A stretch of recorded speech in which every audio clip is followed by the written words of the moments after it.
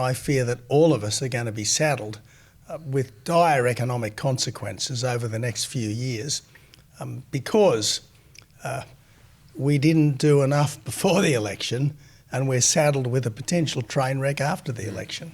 Well, and indeed all of the pressure is actually to increase the target. There's the Climate Change Authority, which is now led by former New South Wales Liberal Treasurer Matt Keane, that is saying, well, you need to have a target of up to 75% cut to emissions by 2035. Relatedly, I saw that Barnaby Joyce has said that he'll be introducing a private member's bill into Parliament to scrap net zero.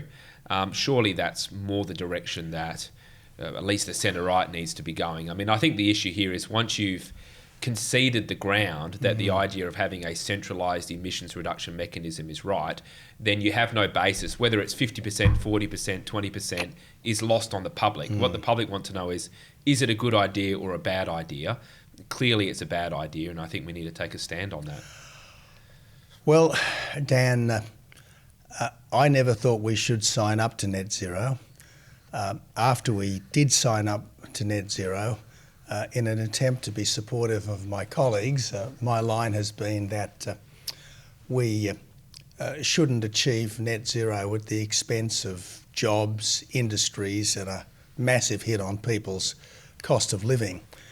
But I do think we're getting to the stage now where this has become quite totemic.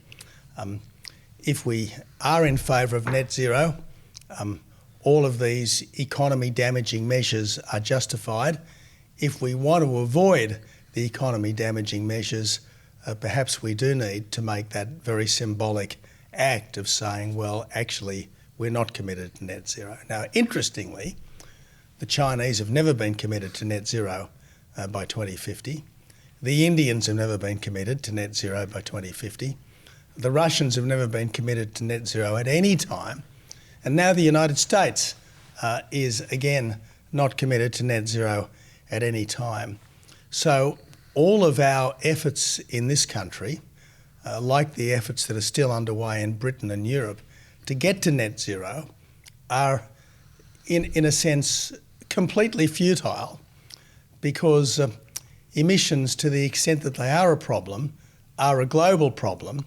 And what's the point of reducing emissions in Australia and in Europe if any reductions that we achieve are more than blown away by the increases in emissions in China and India in particular? So look, what we're engaged upon here, Dan, is a monumental exercise in epic self-harm, and the sooner we end it, the better. Let's just get back to some fundamental facts about our economy. Two of our three biggest exports are fossil fuels. Why are we campaigning to end the use of fossil fuels when fossil fuels constitute something like $150 billion worth of Australian exports every year?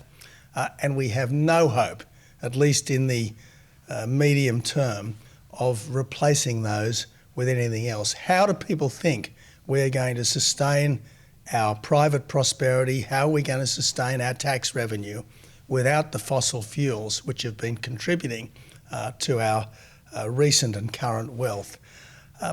I just find it incomprehensible, the sheer irrationality of the discussions that we have in this country, and the fact that so many people, including some of the business groups which are now anxious about what the government might have in mind, the fact that none of us are prepared to wrestle with these fundamental difficulties and confront the public with the choices that are entailed in these strikes me as a really damning indictment of the quality of our public life right now.